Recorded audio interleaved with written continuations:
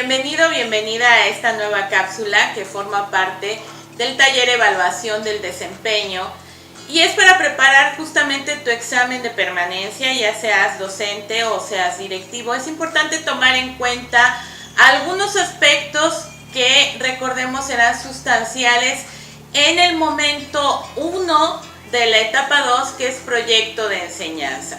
Bueno, en el proyecto de enseñanza, como ya hemos visto, se fusionan la planeación didáctica argumentada y el expediente de evidencias, y ya hemos revisado cuáles son algunos de los aspectos que tenemos que incluir en el momento del diagnóstico, de diagnosticar a nuestro grupo con las 11 preguntas que ya estuvimos viendo en los videos anteriores, y también ya vimos qué elementos constituyen, cuáles son importantes de tomar en cuenta en el momento de elaborar nuestro contexto interno.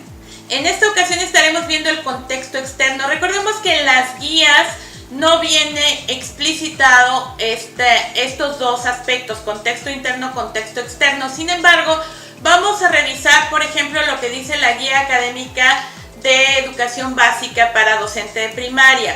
En la tabla 7, por ejemplo, dice ejemplo de tareas evaluativas y preguntas guía.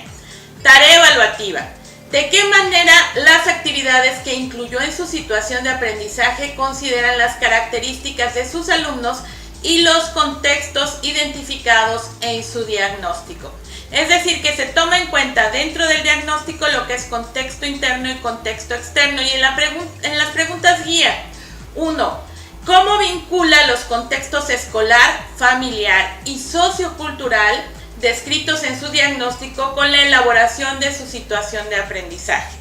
Y en la pregunta 2, ¿cómo relaciona las características de desarrollo y de aprendizaje de sus alumnos con su situación de aprendizaje? Entonces, si nos damos cuenta, ¿qué es lo que está sucediendo? Están fusionando estos aspectos que estaban desglosados en el modelo 2015, todo se está fusionando en este modelo 2017. Entonces, ¿esto qué significa? Que tenemos que realizar nuestro contexto interno y nuestro contexto externo, es decir, tomar en cuenta algunos aspectos de estos dos contextos en el momento de hacer nuestro diagnóstico.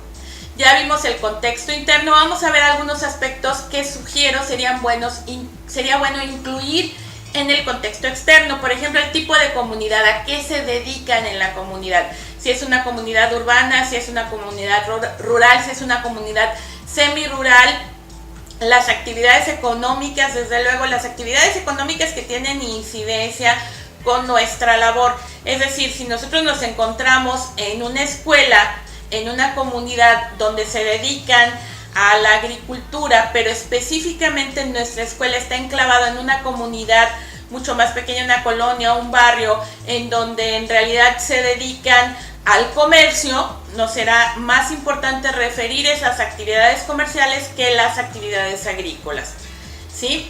La descripción general del entorno, cómo llegan nuestros estudiantes, si se encuentran, sus casas se encuentran cerca de la escuela, si tienen que caminar, si no existe transporte, si el transporte es un factor incidente, por ejemplo, que tenga un costo muy elevado para los recursos de nuestros estudiantes, etc. El nivel socioeconómico de las familias, ¿sí?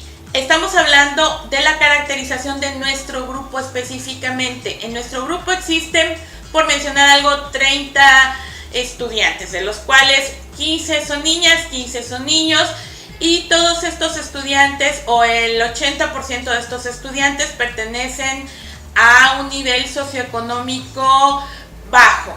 Entonces, sí, tenemos un 20% que puede pertenecer a un nivel socioeconómico medio, pero es más importante referir desde luego las características que inciden sobre el 80%, aunque no podemos olvidar a ese otro 20%. Recordemos que la educación se hace para todos nuestros estudiantes. Tenemos que atender a todos y cada uno de manera general y de manera individual, en base también, por ejemplo, a sus estilos de aprendizaje, a sus niveles cognitivos, etc. Bueno, el nivel de escolaridad de los padres. Esto parecería que no tiene mayor relevancia, pero sí es importante averiguarlo. Dentro de los instrumentos que nosotros diseñemos en el momento de hacer el diagnóstico, yo les sugiero tener una encuesta o un encuentro, sería mucho más interesante y más enriquecedor tener un encuentro directo con los padres de nuestros estudiantes para conocerlos un poco más. ¿Cuáles han sido sus trayectorias? ¿Qué importancia tiene el conocimiento en la familia? ¿Qué tanta preponderancia tiene el asistir a la escuela? ¿Qué tanto valor le otorgan al conocimiento y al proceso de enseñanza-aprendizaje? ¿Cuál es el nivel de desarrollo académico de los padres y del entorno directo? Porque a veces nuestros estudiantes tal vez no convivan tanto con sus padres como con sus tíos o con sus abuelos o con algún familiar con quienes compartan, por ejemplo, durante la tarde, que estén al cuidado de ellos, ¿no? Entonces, el nivel de escolaridad de los padres, y en este caso podríamos ampliarlo al círculo directo, que podrían ser los abuelos, los tíos, etc. Las costumbres y tradiciones relevantes en la comunidad. Algo que sea importante para nuestros estudiantes, que incida en sus aprendizajes, que pueda ser un detonante, desde luego, de muchos de estos procesos de aprendizaje, e incluso que podamos vincularlo con nuestra planeación didáctica. Tipo de relación entre la escuela y los padres. ¿Qué tanto involucra la escuela a los padres de manera institucional? ¿Qué tanto los involucramos nosotros? ¿Hasta dónde se les limita? ¿Cuáles son las funciones? ¿Qué tanto se les deja incidir? ¿Y qué tanto se les involucra realmente en el proceso de enseñanza-aprendizaje? Estos serían algunos de los aspectos que deberíamos de considerar en el momento de hacer nuestra caracterización del contexto externo. Entonces yo te invito a que revises estos aspectos, a que los tomes en cuenta en el momento de realizar tus instrumentos, de decidir tus instrumentos. No tienes que hacer tantos instrumentos. Es importante, mi recomendación es que el primer acercamiento sea un acercamiento dialógico con tus estudiantes para conocer un poco acerca de cuáles podrían ser estos instrumentos que serían útiles para caracterizarlos. Bueno, yo te agradezco muchísimo, muchísimo que me hayas prestado tus oídos estos minutos. Si tienes dudas, te invito a compartirlas, ya sea en nuestras redes sociales, en Facebook. Recuerda que existe el grupo Examen de Permanencia. Te invito a sumarte a este grupo. Se están generando dinámicas muy interesantes. Ahí puedes poner tus preguntas, trataré de contestarlas. Desde luego aquí en YouTube. Si no te las contesto yo, te las contestan directamente personal de Editorial Descubriendo.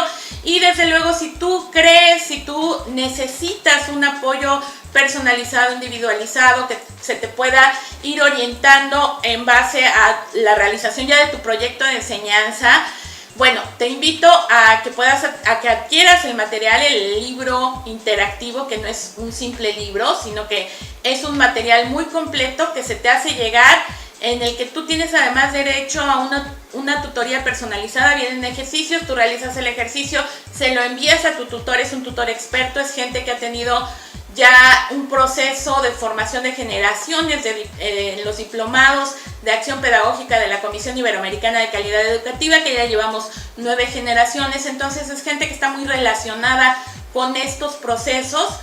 Tú les haces llegar tu ejercicio, te dan retroalimentación, incluso te pueden enviar material complementario, te pueden adecuar los ejercicios en base a tus áreas de mejora, y desde luego podrás entrar también al campus virtual para poder hacer los cuestionarios, para poder hacer los simuladores, y esto es una atención personalizada.